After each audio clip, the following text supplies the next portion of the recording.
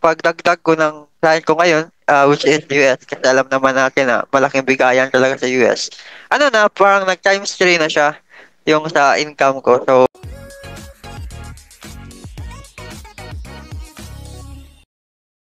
Kung bago ka lang sa channel na to, I'm Kaji, virtual assistant, executive assistant, bookkeeper, accountant. So kahit anong work, pinapasok ko, basta't online, kasi online work is, alam niyo na yan, amazing! Ang na to, dinidiscuss natin more on online work, tips and tricks, and mga success stories. So kung interested ka sa mga topics na yon, please consider subscribing and don't forget to hit the notification bell para wala kang ma-miss the video and mga success stories na ina-upload ko every single week. So Jasper, say hi naman sa lahat ng nanonood ng video na to. hi Coach! Hi sa mga student ni Coach Kaji. So, hi, hello. So Jasper, give us a background naman. So, accountancy graduate ka ba or graduate ka ba ng course na related sa accounting or bookkeeping? Yes, Coach. No, sister course siya ng accountancy. So, bali, itong nangyari is, first year to third year ako is accountancy ako. Then, nag-shift lang ako nung pagtungtong ko ng fourth year. Kasi, di ba alam naman natin, Coach, na sa course natin, sa accountancy, is may mga qualifying examination. Tapos, may mock board pa, ganun. So, luckily na ipasa ko naman yung dalawa, SAT A, SAT B, pero yung SAT C is hindi ko na ipasa. Pero may chance pa naman na i-take ko yun. Pero ang possible kasi na scenario, coach, is pag hindi ko maipasa yun is hindi akong ma-delay sa pag-graduate ko. Kaya yun na lang yung choice ko. Kasi ayaw ko ma-delay, so nag-shift na lang ako to another course, which is Accounting Information System. So bali, ano pa rin siya, related siya sa accountancy but mix of technology na siya. So, meron kang background. So, after mo graduate, yung work mo ba is related sa accounting? Coach, start ko talaga, pag wala talaga akong planong mag-work ng office, ganun. So, bali, ang ginawa ko, after graduation, kasi nakita ko na yung course mo nung before pa lang ako, or a month before ako nag-graduate. So, sabi ko na, mag-enroll ako nito. Kasi wala talaga akong plano mag-office, coach. Kasi alam ko sa sarili ko na na tamad ako gumising na maaga, ganun. Bale, i-imagine mo, gigising ka ng 6 a.m. tapos babiyahe ka pa, ganun. Kasi malayo yung bahay namin sa sa center ng city namin. So, bale, pagka-graduate ko talaga, gawa ko is bumili na ako ng computer desktop ko, nagpa-set up na ako, tapos nagparegalo ako sa tita ko ng office table as a graduation gift. Tapos yun, nag-apply ako, tinatanda ako mga June ata. Sa mga 1 week after graduation ko, nag-enroll ako automatic sa course mo, coach. Okay. So, ibig sabihin, online work ay first job mo. Yes, coach. Yun talaga. Wala na akong background sa mga office, mga government suits or in a private institution. Okay. Pero kailan ka graduate? 2023, coach. June 2023. And then, nag-join ka ng challenge after mo din graduate. So, kailan ka nakakuha ng client? Yes, coach. 3 months after ng enrollment ko sa'yo. So, bali, June, July, October 3rd week or last week ako na hire sa first client ko sa Australia. So, bali, siya yung nag-apply lang ako, nag-send lang ako ng mga nag-mass application nga ako sa iba-ibang platform. So, kinontak niya ako sa virtual shop. Bali, nag-chat siya sa akin 1 week, tapos wala akong narinig na balita sa kanya, tapos nag-chat na ulit siya 1 week again, tapos sabi niya lang na busy siya, ganun. Tapos pwede bang mag-chat siya ng meeting, so ganun.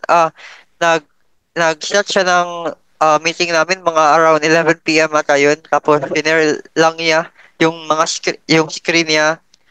So, gamit namin, coach, is Zero Software, Australian client. So, ganun, sabi niya, makakapag-start ka na ba bukas? So, ayun, yun yung story ng first client ko. Okay. So, Ibig sabihin, nag-apply ka din sa ibang platform. So, ibig sabihin, meron ka din mga rejection. Hindi Hindi, agad yung ako, apply yeah, client coach, agad. super, super dami. Meron ng akala mo ma-accept ka na kasi smooth yung mga interview niyo, ganun. Parang umabot pa na 1 hour kasi parang napaka-comfortable niyo na sa client, na potential client mo. Pero wala, ligwak. Parang sabihan na lang na, nakahanap na kami ng tapos ganun, parang sa next opportunity or next job position na lang din, ganun.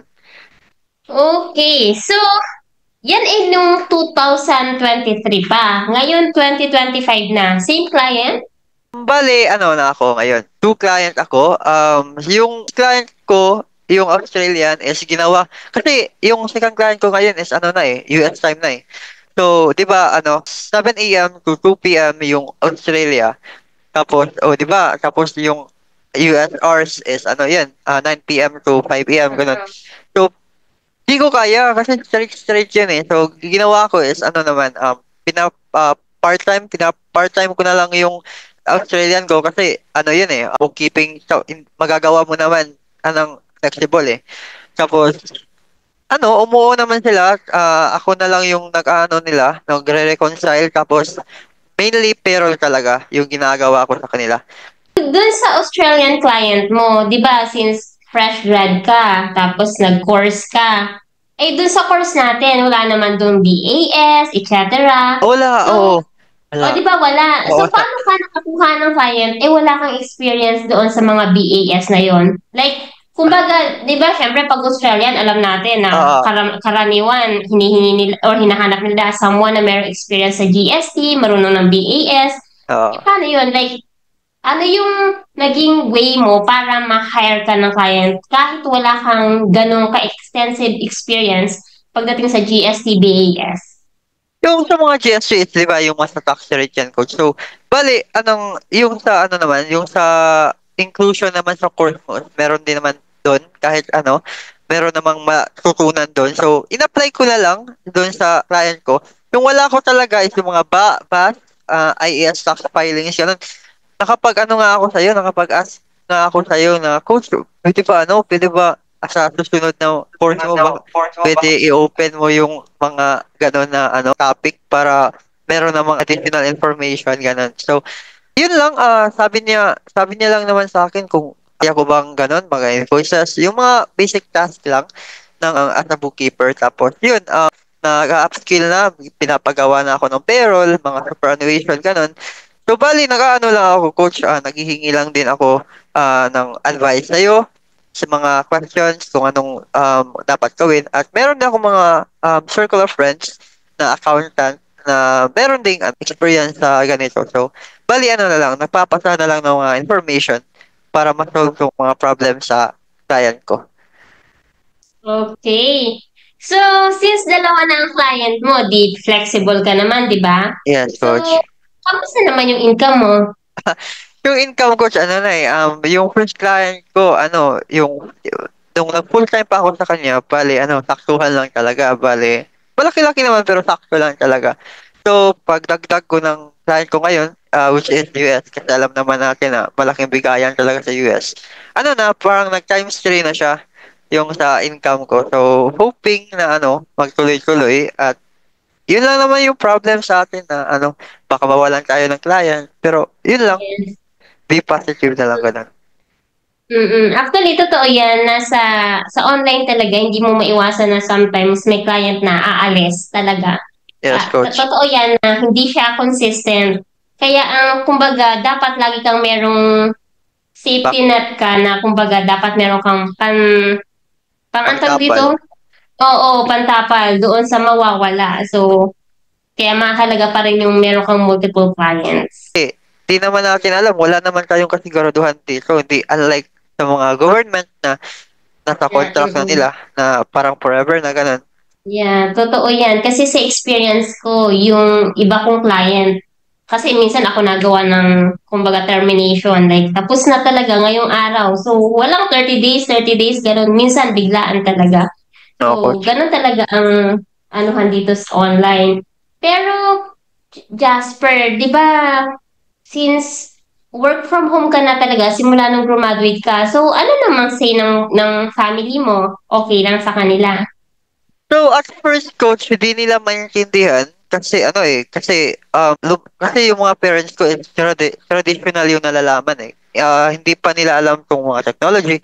So, bali, meron nga din ako mga relatives na nagtatanong sa akin na, uy, bakit hindi ka pa nag-apply? Ganun. Bakit nasa bahay ka lang? Ganun.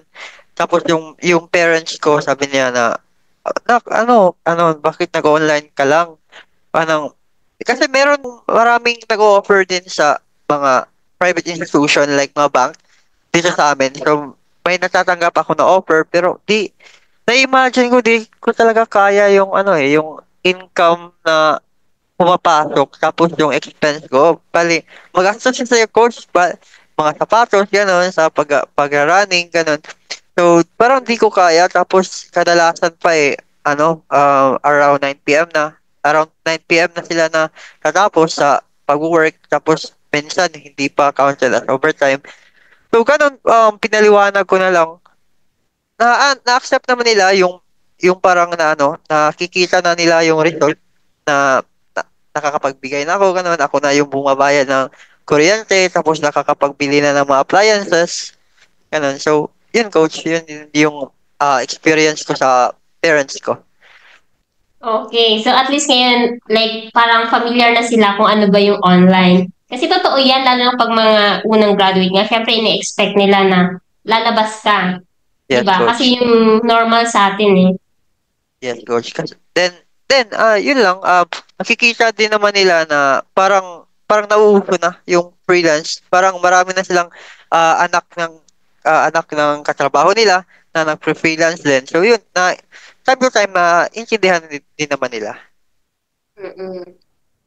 So, kanina na-mention mo na after the course, mga 3 months pa bago ka nakakuha ng client, tama? Yes, coach. So, sa 3 months na yon, meron ba, alam ko na sasabihin mo, kasi coach, ayoko talaga ng ano, pero may times ba na naisip mo na, sige na nga, try ko na lang mag private institution dito sa Pilipinas, like Corpo, para ano Oo. lang, baka kasi parang hindi sa akin to, kasi 3 months na eh, medyo Oo. matagal. Oo. So, meron ba?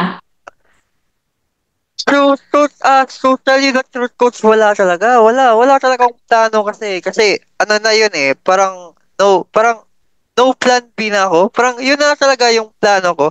Tapos kasi na 3 months lang siya kasi kinama din ako eh. Inaaral ko lang, flexible lang siya. Inaaral ko lang mga 3 hours per day, ganun lang. Parang pahapyaw lang na nanonood lang ako ng video, parang sa isang araw, isa lang na video. Tapos yung mga activity, um, yung mga activity ginagawa ko lang mga madaling araw na kasi yun yung gumagana yung yung utak ko.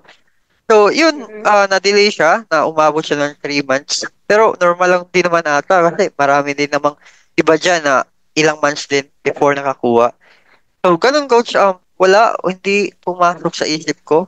So, Jasper, ano naman yung gusto mong i-share sa mga nanonood ng video na to na gusto rin maging virtual bookkeeper pero kabado, takot, baka hindi kayanin, yung may mga what if sa utak nila. So, anong gusto mong sabihin sa kanila? So, sa mga nagbabalak na maging virtual bookkeeper or freelancer, so ano lang, simulan lang nyo. It's never too late to learn and it's never too early to learn as well. So, bali, meron nga akong narinig na podcast. Sabi niya na the best time to start is from 5 years ago. And the second best time to start is now. Start somewhere talaga. And meron term na analysis paralysis na itong term na to na wag mong sa pag-overthink mo or sa pag-iisip mo ng deep yan sa iniisip mo. So in the end, hindi mo masisimulan kasi pinangunahan mo ng pag-overthink eh. Be consistent lang. Dapat disiplinado ka din sa ginagawa mo kasi meron diyang iba, nag-enroll sila ng course, nag-aaral sila ngayon. Tapos, parang nawalan sila ng gana.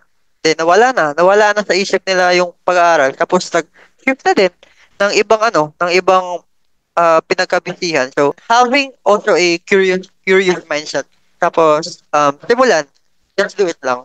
Okay, thank you so much, Jasper, and sa pag-share ng story mo. Actually, unique yun sa'yo kasi I think ikaw yung pangalawa na fresh grad nung nag-start. Paras din kayong lalaki. And then, yun nga lang, kumbaga, dun ako natuwa dun sa part ng story mo na kung paano siya tinitingnan ng family. Kasi minsan ganun eh. Kasi minsan pag nasa bahay ka, ang tingin sa'yo, hindi lang ng ibang tao in general is wala kang ginagawa. Pero hindi Yes. nila alam na sa isang corner ng bahay mo, you are making money. Yes, Kasi coach. nandun Yes. yung laptop mo at saka yung internet mo. Yes, coach. So ayun lang. So, thank you so much for your time. Is there anything else na you want to add before we end Um, this call? yeah, coach, ano lang sa mga future freelancer at sa mga student ni Coach Kaji. Ano lang, wag lang kayong matakot sa rejection. Kasi ano lang rejection only hurts when you don't have value.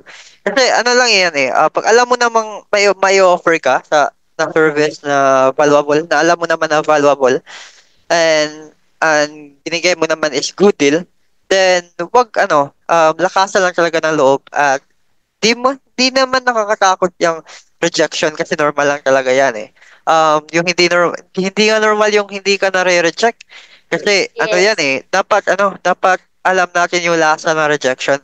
Kasi yun yung nagpapatatag sa atin eh. Thank you so much, Jasper. I hope nagustuhan niyo yung story ni Jasper. So, marami kasi nagre-request, Skaji, wala bang lalaki? Kasi parang mga success story ko ay puro babae. So, naku-curious sila. Like, pwede ba to sa lalaki? Yes, pwedeng pwede. Any gender, Yes. pwede. Sa online. Basta, syempre, kailangan mo lang ng skills. Kung wala kang skills, wala kang ma-offer. So, kailangan may skills ka. Yes, Okay. coach. Thank you so much, Jasper. And sana nagustuhan niyo tong video na to and I'll see you again next week sa panibagong video. Bye! Thank you, coach. Bye-bye.